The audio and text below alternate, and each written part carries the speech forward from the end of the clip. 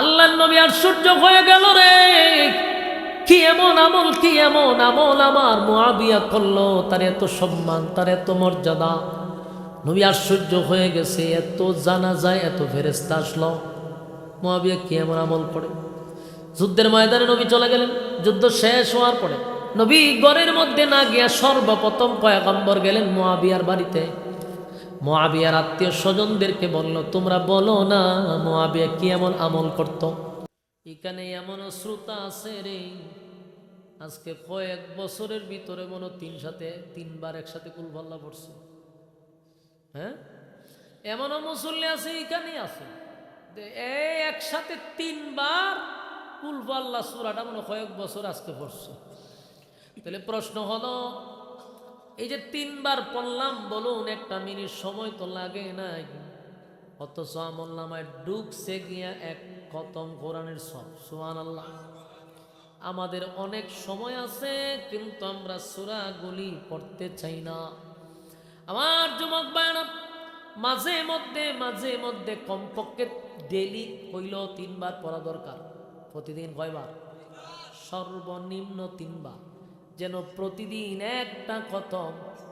প্রতিদিন যদি এক খতম করে সওয়াব জমা হয়, 365 দিনে 365টা কোরআনের খতম। সুবহানাল্লাহ। এক বছর যখন হয়ে যাবে, আমল নামায় ঢুকবে 365টা কোরআনের খতম। আজকে ওয়াজ করছি, খানে দিয়া ঢুকছে, মাহফিলের প্যান্ডেলটা পাইরিতে পারলে আর এই ওয়াজ থাকে না। ঠিক না বেটি? হাসরের মাঠে যখন আপনি দাঁড়াবেন, তখন কিন্তু গাড়ি বাড়ি আর টাকার কোনো বাহাদুরি নাই, তখন হলো নেকির বাহাদুরি। যার যত বেশি নেকি তার তত দাম। বুঝতেছেন? পাওয়ার বেশি, ক্ষমতা বেশি, নেকি দিয়া। দেখবেন অনেক সাধারণ মানুষ যাদেরকে আপনারা মূল্যায়ন করি না, আমি করি না, আপনি করেন না। আপনি মনে মনে ভাবতেছেন 5 ওয়াক্ত নামাজ পড়ি আমি, আর দান সদকা করি, আমার যে কত ইবাদত। কিন্তু পাশের বাড়ির মানুষটা শুধু নামাজ পড়ে, অন্য কোনো ইবাদতে তারে দেখা যায় না, কিন্তু গোপনে গোপনে প্রতিদিন 3বার এক খতম কোরআন দিয়া রাখছে। এটা বছর হইলে পরে 365টা খতমে গিয়া দাঁড়ায়। সুবহানাল্লাহ।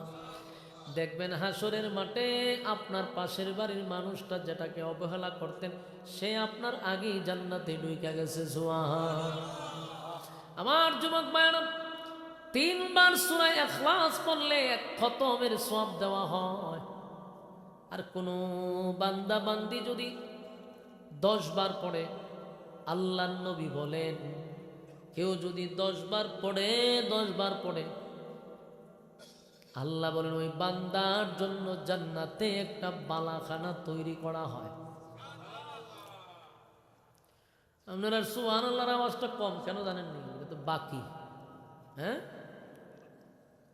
আর যদি কইতাম 10 বার কুল আল্লাহ বললে ডক্টর অনুসে ঢাকা একটা বাড়ি বানাই দিব, লাভ দিয়া ভ্যান্ডেল ভাইরা গেল বলে বাড়ি দিব। ঠিক নি? চিল্লায় মিল্লায় দেখবেন ভ্যান্ডেল ভাই গেলে তো সব বনাশ। কারণ মানুষ নগদে বিশ্বাসী, বাকিতে বিশ্বাসী নয়। তাই দুনিয়ার ইবাদত বন্দেগী করতে পরকালের জন্য এটা বাকি মনে করে। আল্লাহ হয় বান্দারে, যদি কেউ, নবী বলেন, যদি তোমরা 10 বার পড়ো, সর্বনিম্ন 10 বার, জান্নাতে একটা করে তোমার নামে বাড়ি বানানো হবে। সুবহানাল্লাহ।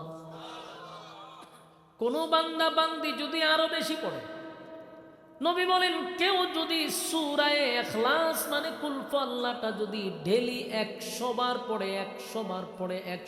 পড়ে, নবী বলেন এই লোকটার জন্য জান্নাত ওয়াজিব হয়ে যায়। আমার যুবক ভাইরা, সময় আমাদের হাতে আছে কিন্তু পড়ি না। গল্প, মোবাইল নিয়ে ব্যস্ত, আড্ডা নিয়ে ব্যস্ত, বিভিন্ন কাজে আমরা ব্যস্ত থাকি, কিন্তু বছরে একবারও একটা সূরা পড়তে পারি না। আল্লাহ কয় বান্দারে, ওয়াল আসর, সময়ের কসম, ইন্নাল ইনসানা লাফি খুসর। আল্লাহ বলেন ওয়াল আসর, সময়ের কসম, সময়ের কসম করছে আল্লাহ, সময়ের কসম। ইন্নাল ইনসানা লাফি খুসর, আল্লাহ কয় নিশ্চয়ই মানুষ ক্ষতিগ্রস্ত। বলুন কিসের কসম? সময়ের কসম। তাফসীর কারকরা বলেন এই সময় বলতে আল্লাহ কি বুঝাইছে জাননি? এই সময় বলতে আল্লাহ আমাদের হায়াতকে বুঝাইছে। হায়াতের কসম করছে। আল্লাহর কথার এমনি ওজন, এমনি দাম, এমনি লোড, কিন্তু আল্লাহ আবার কসম কইরা কয় সময়ের কসম করে বললাম, হায়াতের কসম করে আল্লাহ বলছে নিশ্চয়ই মানুষ ক্ষতিগ্রস্ত। আল্লাহ যদি কয় ক্ষতিগ্রস্ত, বাঁচার উপায় নাই রে, বাঁচার উপায় নাই, বাঁচার উপায় নাই। কারণ আমরা সময়ের মূল্যায়ন করি না, সময়ের গুরুত্ব দেই না। আমার যুবক ভাইয়েরা, মাহফিলের যদি এখানে ঘন্টা খানেক সময় বসতাম কতটা নেকি আমল নামায় ঢুকতো, কিন্তু এই ঘন্টার উপরে গিয়ে দেখেন বাজারের মুড়ে মুড়ে বৈশা চা খায় আর গল্প করে, কোনো কাজ কাম নাই, বেহুদা সময় নষ্ট করে আছে না না আমার যুবক ভাইয়েরা। তাহলে আমাদের সময়ের মূল্যায়ন করা, সময়ের গুরুত্ব দেওয়া, সময়ের গুরুত্ব দেওয়া। আসুন 100 বার পড়লে কমপক্ষে মালিক আমাদেরকে জান্নাত ওয়াজিব করে দিবে। সুবহানাল্লাহ। এখন আসুন নগদ একটা লাভ দেখাই। নগদ, বাঙালিরা তো নগদে বিশ্বাস। আসুন সূরা ইখলাস মানে কুল হু আল্লাহ পড়লে নগদে লাভটা কি? নগদে লাভ হলো, আল্লাহর নবী বলেন কেউ যদি প্রতিদিন প্রতিদিন প্রতিদিন পড়তেই থাকে, আনলিমিটেড পড়তেই থাকে, পড়তেই থাকে, পড়তেই থাকে, সময় পাইলি কুল হু আল্লাহ পড়ে, সময় পাইলি কুল হু আল্লাহ সূরা পড়ে, হাঁটতে বসতে ঘুমানোর আগ পর্যন্ত যদি কেউ কুল হু আল্লাহ পড়তেই থাকে, দুনিয়ার লাভ হলো আমার আল্লাহ তারে দুনিয়াতেই সম্মান বাড়ায়া দেয়। এই লোকটা দুনিয়াতে সম্মানী হয়ে যাবে, সম্মান বেড়ে যাবে আপনার। শুধু কুল হু আল্লাহ সূরা আনলিমিটেড পড়ার কারণে, অতিরিক্ত পড়ার কারণে, সংখ্যার বাহিরে গিয়া যদি পড়তেই থাকেন, পড়তেই থাকেন, রেগুলার আমল, আল্লাহ কয় আমি দুনিয়াতেই তার সম্মান ইজ্জত বাড়ায়া দিব। আল্লাহর হাবিব একবার যুদ্ধের ময়দানে গেছে, মদিনার থেকে 100 কিলোমিটার দূরত্বে হাবিবে কিবরিয়া সেই যুদ্ধের সেনাপতি নিজেই যুদ্ধের ময়দানে সাহাবায়ে কেরামদেরকে নিয়ে গেলেন। মরুভূমির মধ্যে হঠাৎ করে জিবরাইল নবীর সামনে হাজির। আল্লাহর নবীকে বলেন হুজুর, এই মুহূর্তে আপনাকে একটা জানাজা পড়াইতে হবে। আল্লাহর নবী ডানে বামে তাকায়া দেখলেন যতগুলা সাহাবী ছিল কেউ মরে নাই, সবাই জীবিত। তাহলে ঘটনা কি রে? কেউ তো শাহাদাত বরণ করে নাই, আমি কার জানাজা পড়াবো রে জিবরাইল? জিবরাইল কো হুজুর আপনার একজন সাহাবী মারা গেছে, নাম হলো মুআবিয়া ইবনে মুআবিয়া।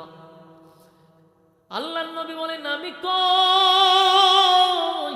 মুআবিয়া কই? 100 কিলোমিটারের দূরত্বে, এত দূরত্বে মারা গেছে, এখন আমি কেমনে জানাজা পড়াই? যাওয়ার কোনো সুযোগ নাই, যাইতেও 2 দিন, আইতে আবার 2 দিন। যুদ্ধের ময়দানে আমরা অংশগ্রহণ করছি, জানাজা পড়ানোর সময় নাই রে জিবরাইল। জিবরাইল কো হুজুর আপনি সাহাবায়ে কেরামদেরকে নিয়ে জানাজার মাঠে জানাজার জন্য প্রস্তুতি নেন। নবীজি সাহাবায়ে কেরামদেরকে নিয়ে জানাজার মাঠে জানাজার প্রস্তুতি নিছে, লাইন ধরছে। যেই মাত্র নবী ইমামতির মুসল্লায় গিয়া দাঁড়াইলেন, নবীজি তাকায়া দেখে নবীজির চোখের সামনে মুআবিয়া ইবনে মুআবিয়ার লাশ দেখা যায়। এটা আমার নবীর মুআজিজা। আর এই ঘটনারে কেন্দ্র করে এখন গায়েবানা জানাজা হয়। গায়েবানা জানাজা দেখছেন না, লাশ ছাড়াতে পড়া, ওই ঘটনারে কেন্দ্র করে পড়া। তা আল্লাহর নবী তো লাশ দেখছে, কিন্তু আমরা যারা পড়ি আমরা কি লাশ দেখিনি? যাক ভাই, এগুলো ফতোয়া দেওয়ার আমার টাইম, আমি মুফতিও না। কিন্তু আল্লাহর নবী সেদিন লাশ দেখছে, এটা নবীর মুআজিজা। নবীজি মুআবিয়া ইবনে মুআবিয়ার লাশ সামনে রাখাই নবী জানাজা পড়াইলেন। কিন্তু আশ্চর্য হলো, যখন জানাজা শুরু করছে আকাশটা মেঘাচ্ছন্ন হয়ে গেছে। প্রচন্ড রুদ্র ছিল রে, এত রুদ্র মরুভূমির মধ্যে হঠাৎ করে আকাশটা মেঘাচ্ছন্ন হয়ে গেছে। নবীজি সালাম ফিরাইয়া বলে, জিবরাইল ঘটনা কি? এই মরুভূমিতে প্রচন্ড রুদ্র, জানাজা শুরুর পর থেকে আকাশটা কেন মেঘাচ্ছন্ন হয়ে গেল? জিবরাইল কয়, হুজুর আকাশ মেঘাচ্ছন্ন হয় না, আপনার মুআবিয়া ইবনে মুআবিয়ার জানাজার মধ্যে এই পরিমাণ ফেরেশতা আসছে, ফেরেশতাদের কারণে সূর্যের আলো দেখা যায় না। আল্লাহর নবী আশ্চর্য হয়ে গেল রে, কি এমন আমল আমার মুআবিয়া করলো, তার এত সম্মান, তার এত মর্যাদা। নবী আশ্চর্য হয়ে গেছে, এত জানাজায় এত ফেরেশতা আসলো, মুআবিয়া কি এমন আমল করে? যুদ্ধের ময়দানে নবী চলে গেলেন। যুদ্ধ শেষ হওয়ার পরে নবী ঘরের মধ্যে না গিয়া সর্বপ্রথম পয়গম্বর গেলেন মুআবিয়ার বাড়িতে। মুআবিয়ার আত্মীয় স্বজনদেরকে বলল, তোমরা বলো না মুআবিয়া কি এমন আমল করত? ফ্যামিলির সময় পর্যন্ত নামাজ পড়তো, 5 ওয়াক্ত হক হালাল মাইনা চলতো, এইগুলাই তো দেখলাম, এক্সট্রা কোনো আমল তো দেখা যায় না, দেখিও নাই। নবী কয়, না, এর বাহিরে কোনো গুরুত্বপূর্ণ আমলে জড়িত ছিল, তোমরা তালাশ করো, বাহির করো।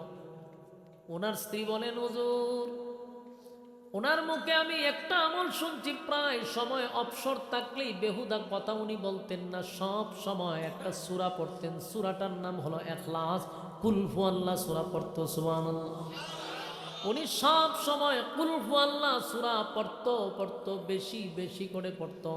আল্লাহর নবী কয়, আমি বুঝতে পারছি আমার মুআবিয়া আর কুল হুয়াল্লাহ সূরা বেশি পড়ার কারণে আমার আল্লাহ তার সম্মান আর মর্যাদা বাড়ায়া দিছে। আমি আপনাদের কাছে জানতে চাই, সেই সূরাটা এখনো আছে না নাই? সেই আল্লাহ এখনো আছে না নাই? আমাদের জবান আছে না নাই? আমাদের সময় আছে না নাই? তাহলে যেই আল্লাহ এখনো আছে, যেই সূরা এখনো আছে, আমরাও আছি, জবানও আছে, তাহলে ওই মুআবিয়ার সম্মান যদি বাড়তে পারে, আমাদের সম্মানও বাড়তে পারে।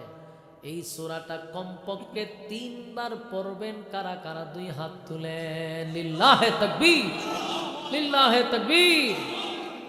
আতলামে না তুলুন, বলেন কমপক্ষে কয়বার? পারলে 10 বার, এরপরে 100 বার। রাজি আছি ইনশাআল্লাহ?